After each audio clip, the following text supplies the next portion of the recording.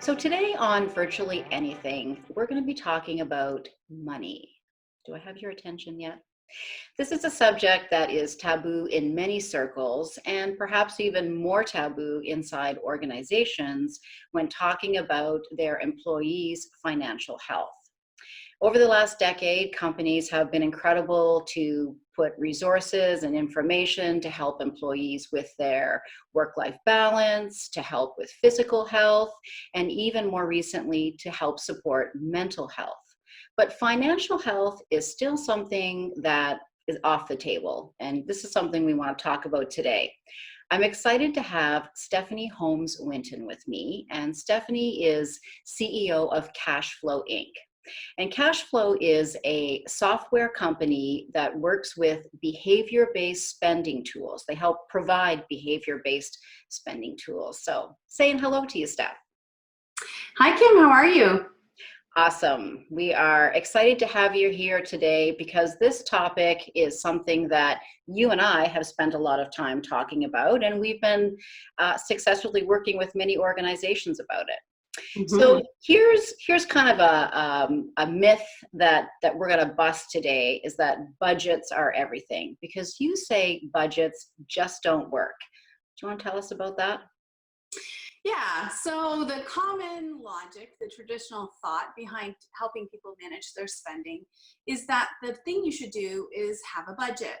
And there's lots of things budgeting does work for. So projects, things with a beginning and an end, they work well inside a business to an extent, but humans managing a budget on their day-to-day spending is very challenging. And the reason is that there's so many transactions, and to sort and keep track of those transactions and all those facts and figures and run around after our kids and manage our business and go to work and all the other things that we need to do, it's overwhelming and it's not consistent with how we naturally behave. So it doesn't mean we're off the hook and we don't have to manage our spending, but we believe you should take a behavior-based approach and look at the risk of a certain item to be overspent on, because the things that are low risk can simply be accounted for, but the things that are very high risk, you need to simplify and organize those types of expenses in a way that it's not very hard for you to think about how much do I have left to spend on the things I can control. So can you talk about just some examples of some of those high risk things? I bet you there are things that probably get me in the run of a month.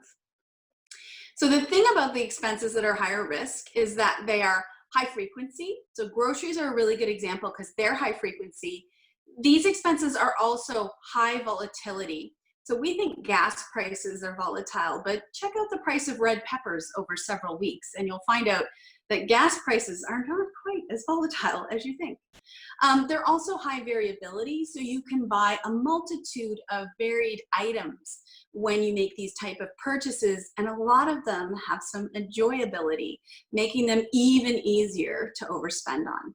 So when we talk about what people think about their own financial health and the stress that it can really bear upon employees, you shared a stat with me recently, which was staggering. And you said that 88% of employees admit to spending over, holy smokes, 130 hours annually, but wait for it, at work, worrying about money. So this is something, as much as, stress and not having a balanced work life and all those kinds of things is important.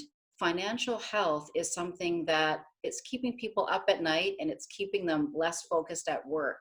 So how can you help with that? Yeah, so I would encourage organizations to take that stat to heart and do the math for yourself. Look at the amount of payroll that you put out, figure out how much the average is per hour, and start multiplying. The cost is pretty extreme. People, individuals, employees are not the only ones who experience the impact if they're not feeling good about their finances. We also see that while people feel that level of stress around their money, they're also very open to learning more. In fact, 78% of employees indicate that they'd be interested in engaging in financial education at work. So there is both a demand, a cost, and an interest and a need. And so there's some huge opportunities there. And we've got to go beyond just seminars or just information. We've got to get deeper than that. People need to be able to learn something and then do something differently. Yeah. Well, you have something that really supports that, and it's something that is called Winton. And yeah, share with us a little bit about who and what Winton is and how Winton came to be, because it's kind of interesting. Yeah, so my early career, I was actually a financial advisor. This is why I'm obsessed with all this stuff. And what I learned is lots of people make good money. A lot of them don't know where the money is going. Budgeting was not very effective, but figuring out how much was safe to spend on the things we could control worked really, really well, consistently across a broad range of people. And so that's essentially what Winton does. It helps people organize their finances in a way that allows them to see what their capacity is for change. What simple changes can they make to make it easier to behave differently when they spend, so that they have more money left over to save, to reach their short-term goals, which are just as important as retirement and more behaviorally motivating, and to get ahead, to actually be able to see what you're capable of. A lot of studies are showing that financial literacy just isn't working. So organizations who are really trying to support change in the humans that help them create impact in the world have to be careful to not stop at education. Information is not enough. People need to be able to learn something and then use it. We know that at work, if you taught somebody how to use a new system and then didn't let them use it for 3 years, they would probably not retain it. Same goes for finance. So that's why we combine tools with education when we deliver it, so that we're not leaving people with half of what they need to improve. So what you're saying really is Winton kind of helps with the knowing doing gap. And that's something that happens to people so often. It happens with everything. Every new skill we try to build up, there's a gap between understanding the basics and being capable of executing on them. In other things, we clearly, for the most part, develop ways to teach people not just what, but how. Imagine that we all learn to drive just by passing that first written driver's exam, and then you get your license and off you go on the road. We would never do that. We need that for finance, and we need it for finance quite badly, because just like driving, at least for many of us, it's something we do a lot of the time. We need to be able to deal with it all the time, frequently, and we've got some big gaps there. Yeah. And let's talk about dealing with finances and stress around that at a normal landscape. And let's talk about it in COVID land. I mean, this is a challenging time. And is this the time that organizations should be talking about their employees' financial health? Yes. So sometimes employers, organizations shy away from dealing with money and their employees on a normal time. And sometimes we continue to tell ourselves, oh, this isn't a good time. People are already stressed. We just need to make sure they get paid and then leave them be. But people are very hungry for more information, for more certainty. And what a lot of employers may not realize is many of the people in your organization might be capable of saving a lot more. And if they could get that skill right now, while they're stressed, they'll be able to soothe that stress quite quickly. And they might be quite surprised about how much more they could be saving.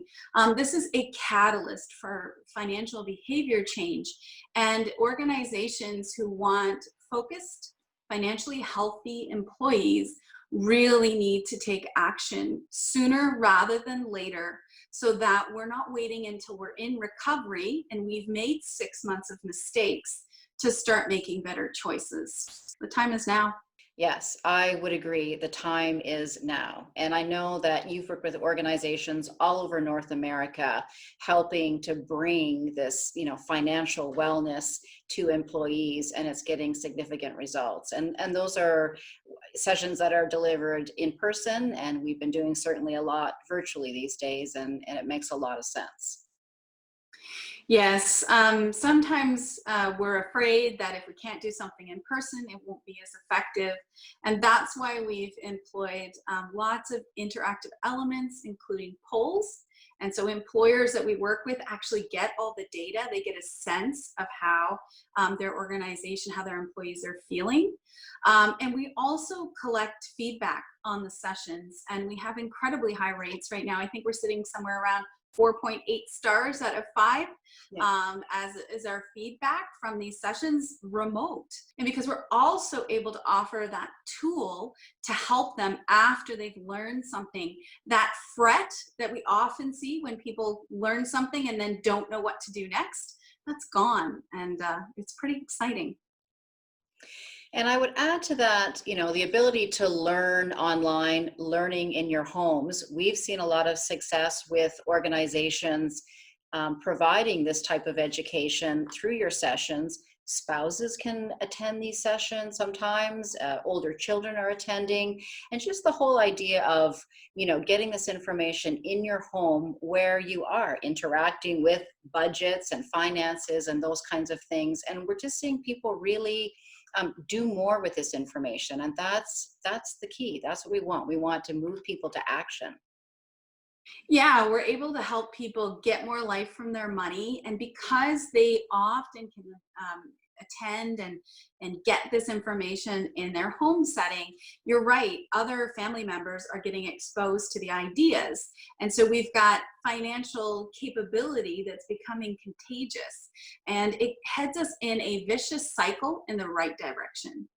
So just to kind of conclude our conversation, although I know we could talk all day about this, there's a stat again that you share with me. You always surprise me, shock me, and intrigue me with financial stats. And I think it's something that people need to know about and think about.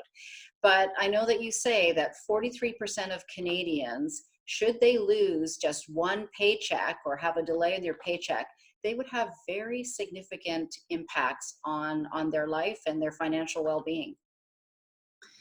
Yes, unfortunately, we have incredibly low personal savings rates. So that stat is correct. That's updated annual basis, and it has stayed relatively the same from year to year. I suspect it's going to actually be worse this year because the problem with some of these stats is they're confidence based. And the problem with confidence stats is people are highly likely to be overconfident until something hurts them or scares them into realizing reality. So I suspect more people are actually incredibly vulnerable to a delay of 1 week or more of their paycheck. And I expect to see the stats reflect it this fall. But yeah, people are vulnerable. And having a higher income is certainly not showing to make people much less vulnerable. The only thing that protects us from these things is having resources that we can access when something goes wrong. So if this has been a compelling conversation for you and you're interested in more resources and access to these types of programs with Stephanie Holmes-Winton, reach out. We'll have more information in the comment section below. This is Kim King from LimeLight Group, and we've been chatting about virtually anything.